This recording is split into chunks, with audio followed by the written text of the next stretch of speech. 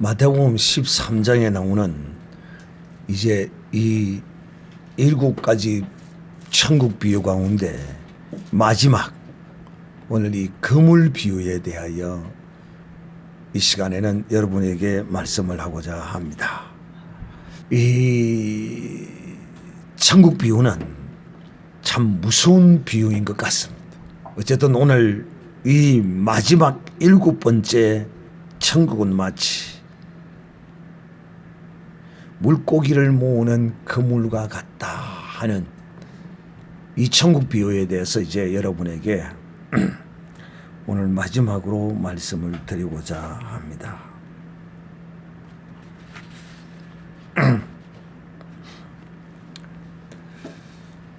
이 비유가 왜 주님은 이 비유에 이 그물 비유를 말씀하셨을까? 또 성령께서는 이 비유를 제일 마지막에 배치하셨는가? 사실상 이 그물 비유는 가장 이 비유를 낙해하는 근원된 비유는 바로 앞에 두 비유가 이 그물 비유의 근원이 되는 비유입니다.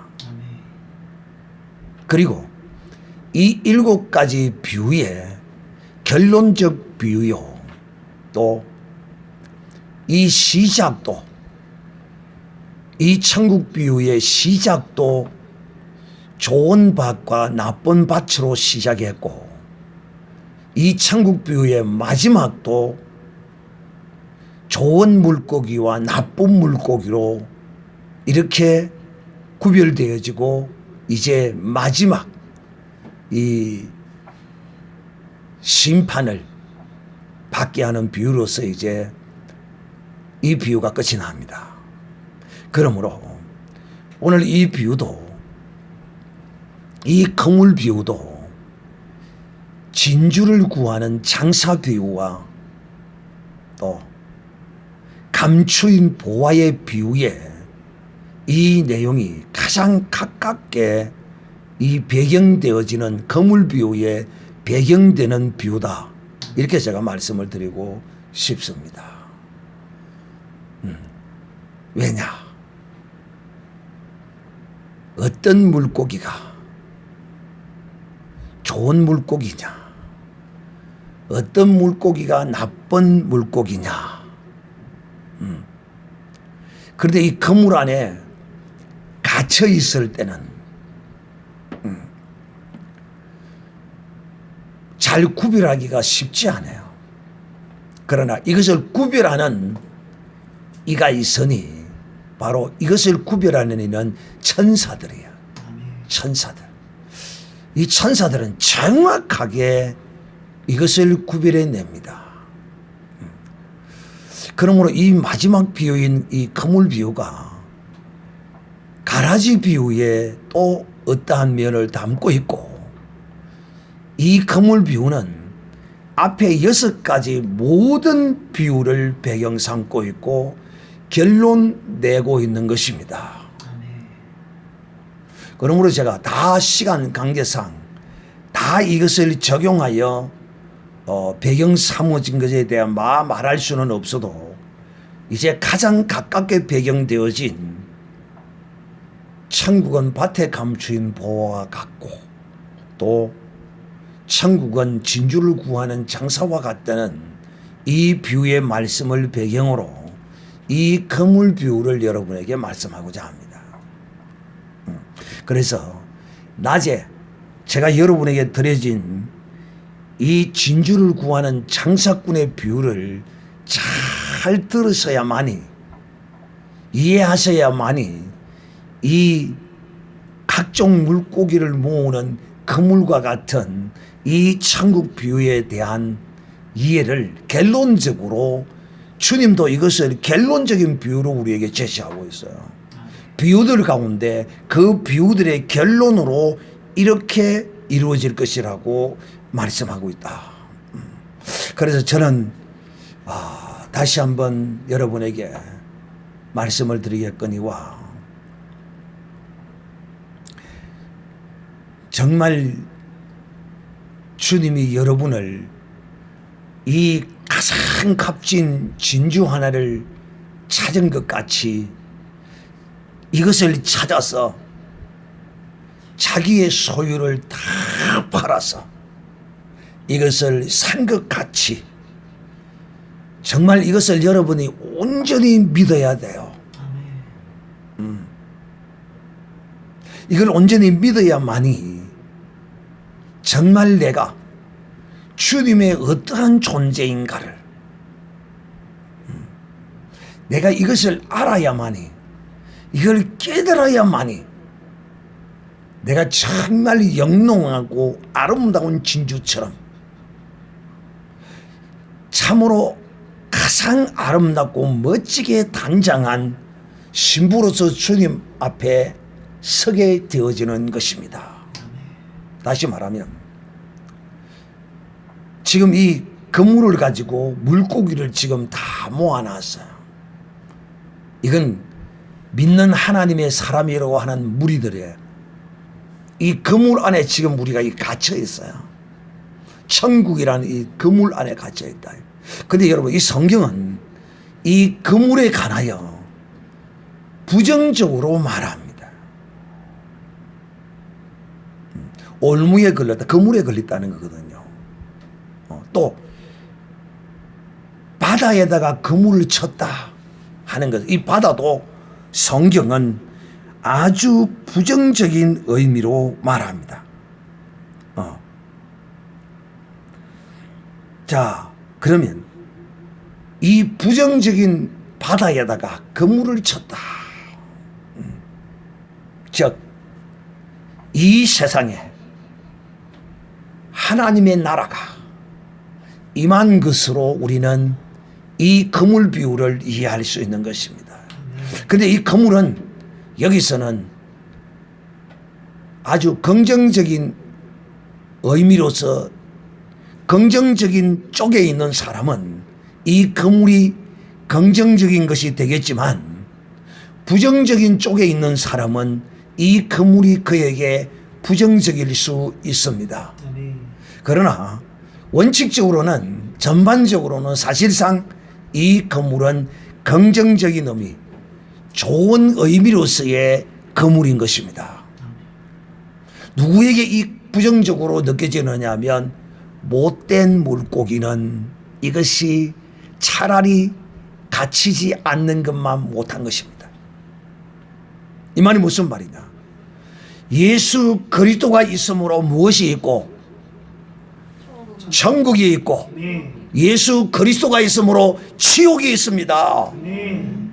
그래서 예수 그리스도는 이 천국과 지옥의 잣대가 되는 것입니다.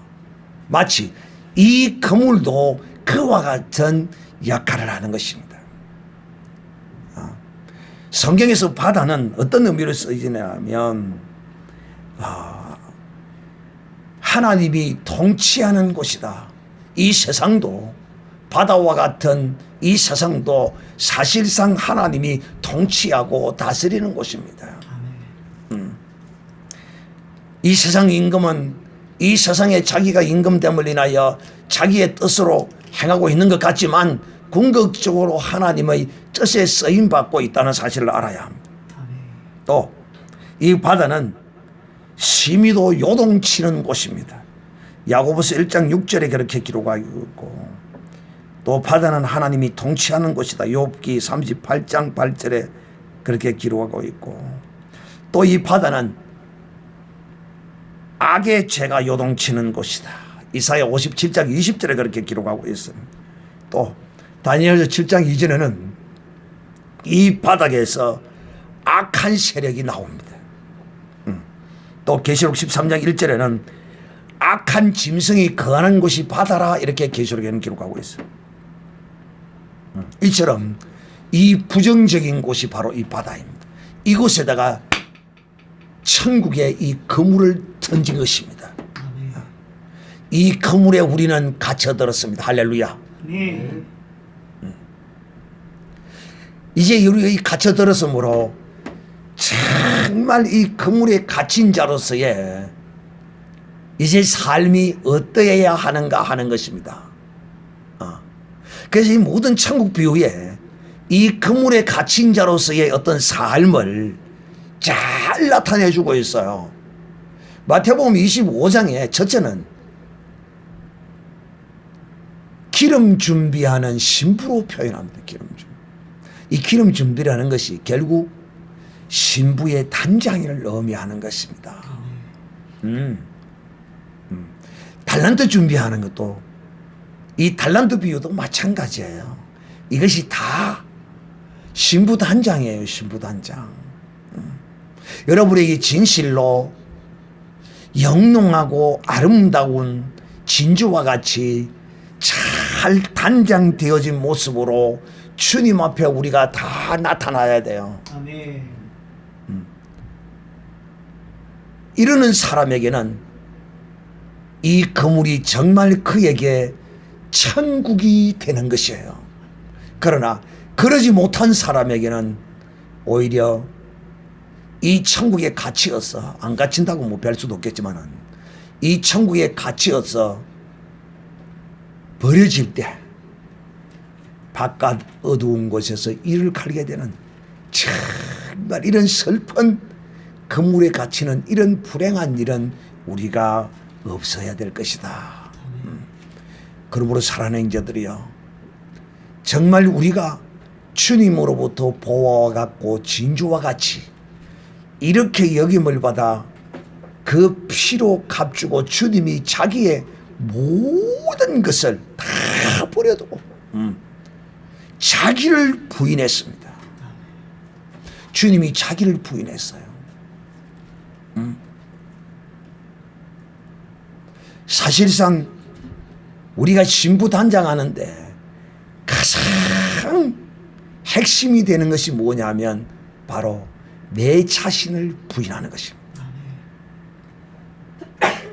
내 자신을 부인하지 못하면 결코 바른 신부의 단장, 신랑이 보기에 흠모할 만한 아름다운 모습의 단장을 결코 할 수 없다는 사실을 우리가 알아야 합니다.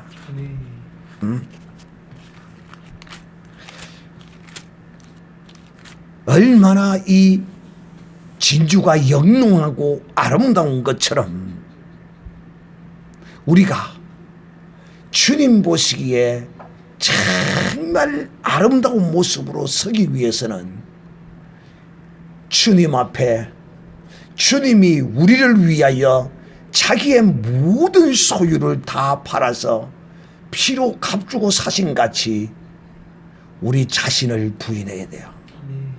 그래서 주님이 제자들에게 말합니다. 특히 베드로에게 말합니다. 마태복음 16장에 주님이 말씀하시기를 누구든지 나를 따르려거든 자기를 부인하고 자기 십자가를 지고 나를 쫓아올 것이니라. 누구든지 제 목숨을 구원고자 하면 잃을 것이요 누구든지 나를 위하여 제 목숨을 잃으면 찾으리라. 정말 이 주님이 우리를 향하신 이 거룩한 말씀, 바로 자기를 부인하는 것입니다. 자기를 부인하지 못하면 단장을 할 수가 없어요. 나를 부인해야만이 단장을 할 수 있다니까요.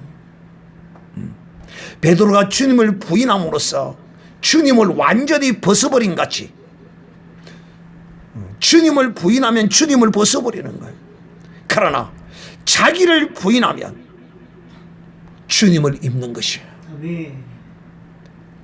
다 울기 전에 베드로는 주님을 부인하고 말았어요.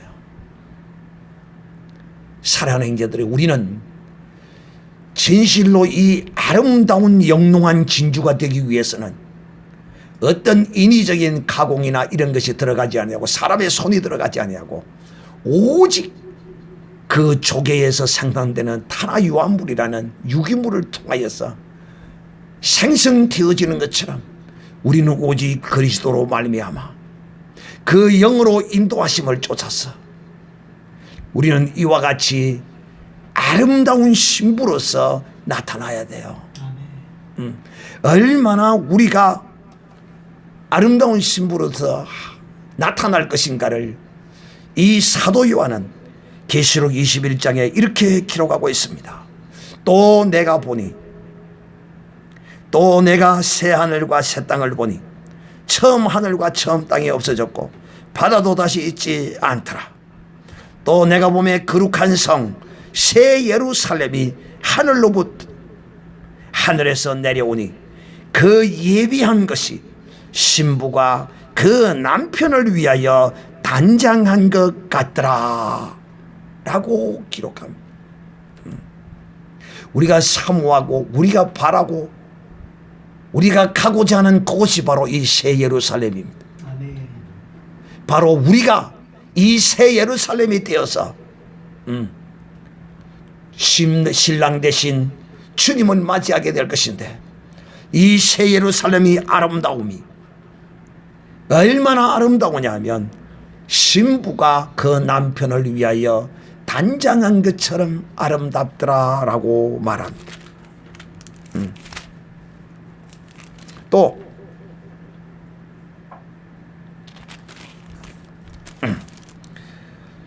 계시록 19장에 기록하기를, 19장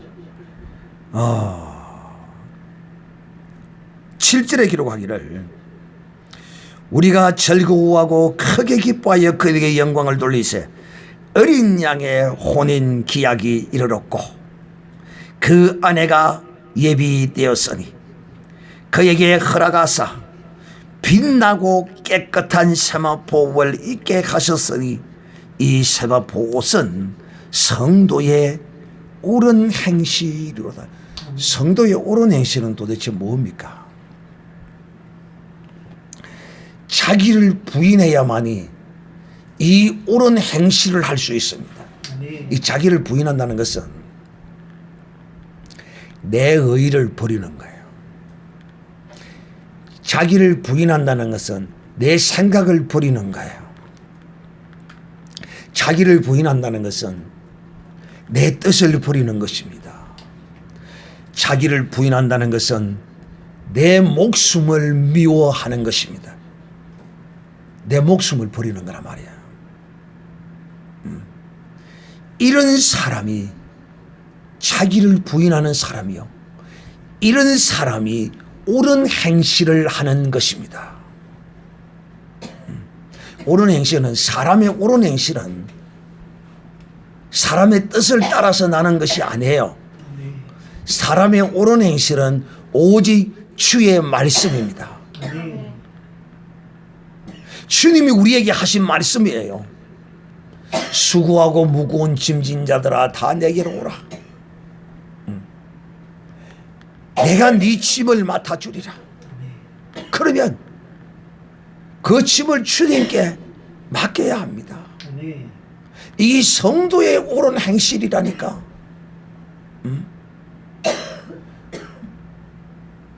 왼손이 하는 것을 오른손이 모르게 하라. 이것이, 이렇게 행하는 것이 성도의 옳은 행실이라니까. 네 패역하고 그 완악하고 교만한 마음을 낮추어라 하면 그게 낮추는 것이 성도의 옳은 행실이라니까. 교만함을 버려야 된다니까요. 남을 나보다 낮게 여겨야 된다니까요. 왜 인생이, 그 삶이 고통하고 찌그러지는 줄 아십니까? 남을 나보다 여기지 못하기 때문에. 이런 행실, 이 아름다운 이 행실이 신부 단장하는 모습이라니까요.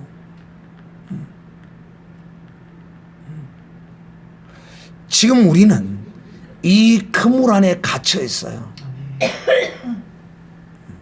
이 그물 안에, 천국이라는 이 그물 안에 갇혀서 지금 이 신부 단장을 열심히 하고 있는 거예요. 그런데 거기서 자기의 의의를 버리지 못하고 있는 사람, 이 사람은 모든 게 지가 옳은 거예요.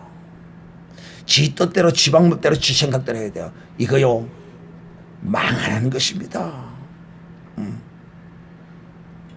이거 망하는 것이에요. 그래서 이 성경은 우리에게 거룩한 이 세마포 옷을 입히고 정말 아름다운 신부로 단장하기 위해서 주님이 우리에게 주시는 말씀들이 너무도 많아요. 근데 그거 간단하게 한마디로 그냥 표현하는 것이 뭐냐면 니를 부인하라는 거예요. 내 의의가 어떤 것인 줄 아직도 모릅니까? 이 말이 무슨 말이냐? 내 생각대로 내 마음대로 한 결과가 무엇인가를 아직도 모르라는 거야. 내 기분대로 하고 내 뜻대로 하고 내 생각대로 품었던 그 결과물이 무엇이었느냐는 거야. 그걸 수없이 경험하고 체험하면서도 계속 깨미 쳇바퀴 깃두람이 쳇바퀴 돌듯이 계속 똑같이 반복한다면 이거는 영적으로 심각한 문제를 가지고 있다. 이 무슨 뜻이냐? 누룩이 가루 속에 들어왔는데 부풀어지지 않으려고 누룩을 밀어내는 사람과 뭐가 다르겠어요? 누룩이 들어오지 아니하면 고운 가루가 먹기 좋은 빵으로 결코 빚어질 수가 없어요. 사랑하는 형제들이요, 그러므로 오늘 낮에도 제가 여러분에게 말씀했습니다마는 진실로 우리가 이 그물 안에 갇혀서 주님이 이 그물을 던져서 모아놓은 이 가운데 갇혀 있다면 언젠가는 이 그물을 걷어 올려서 거기서 좋은 것과 나쁜 것을 가릴 것인데 정말 주님이 나를 위하여 올인한 것처럼 내가 주님을 위하여 올인하면 나를 부인하는 이런 진실된 삶을 살면 주님이 나중 이 그물을 건져서 올려서 거기서 고를 때에 나를 부인한 자, 주님께 온전히 올인한 이 사람은 보화가 되어 정말 찬란하고 영롱한 진주와 같이 또 부풀어져서 정말 부드러운 빵이 되고 떡이 되어져서 주님이 드시기에 먹기 좋은 빵이 된 같이 좋은 것이 되어서 주님이 가르실 때 정말 그릇에 담기는 저 땅에 버리움을 받는 이런 자가 아니라 그릇에 담기는 이런 사람이 되어지기 위해서는 우리가 이 그물에 갇혀 비록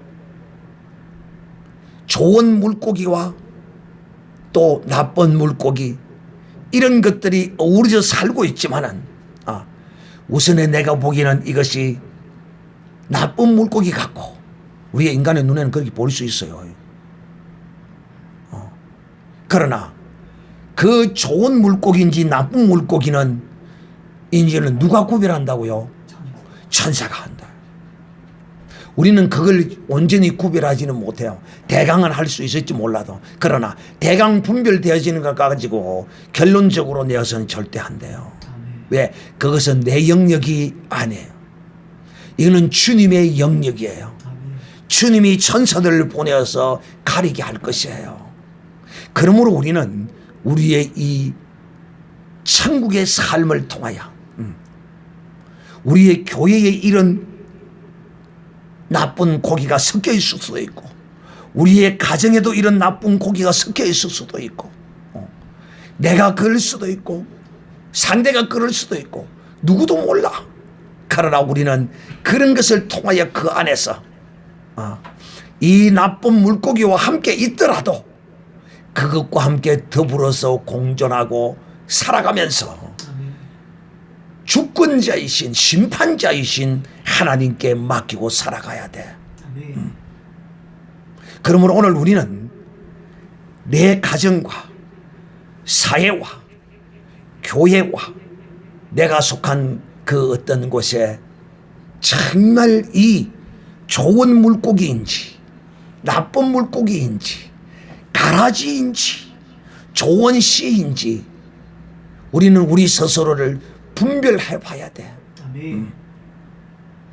다른 사람을 분별할 게 아니라 혹 여러분의 눈에를 보기에 저 사람이 가라지 같고 저 사람이 나쁜 물고기 같은 사람이 있더라도 우리는 그들과 더불어 함께 먹고 마시고 살아가야 돼. 심판은 나중에 주님이 하실 거야.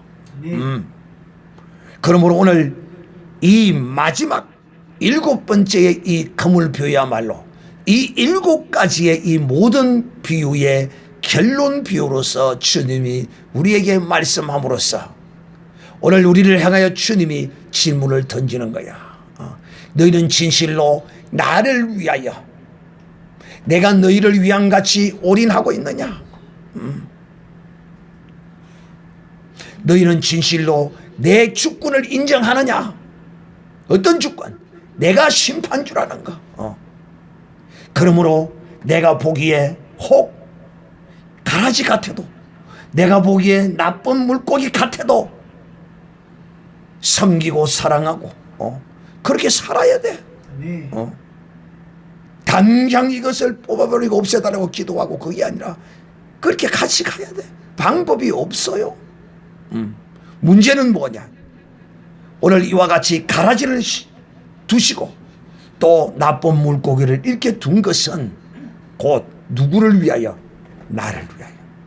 나로 하여금 원수를 사랑하고 이 나쁜 물고기에도 하나님의 은혜를 끼치고 하나님은 악한 자에게나 선한 자에게나 다 똑같이 비를 주시는 하나님이신 것을 그들도 알게 하고 나를 통하여 그렇게 함으로써 나를 그리스도의 신부로서 단장해 가고 있다는 사실을 아셔야 돼요. 그러므로 가정에서는 어떻게 해야 합니까?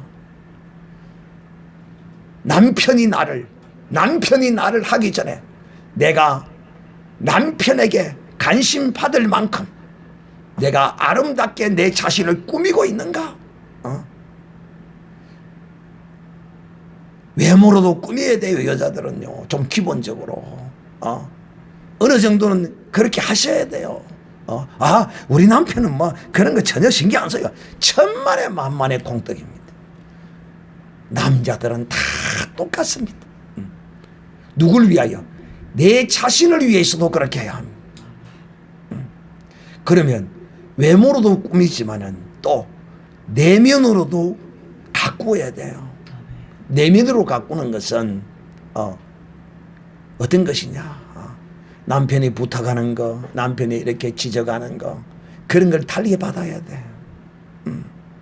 나쁜 거 시키지 않고 바른 일 시키면 순종하고 그것을 행할 때 거기 나를 단장하는 거라니까. 근데 남편 말 10가지 100가지를 안 들어.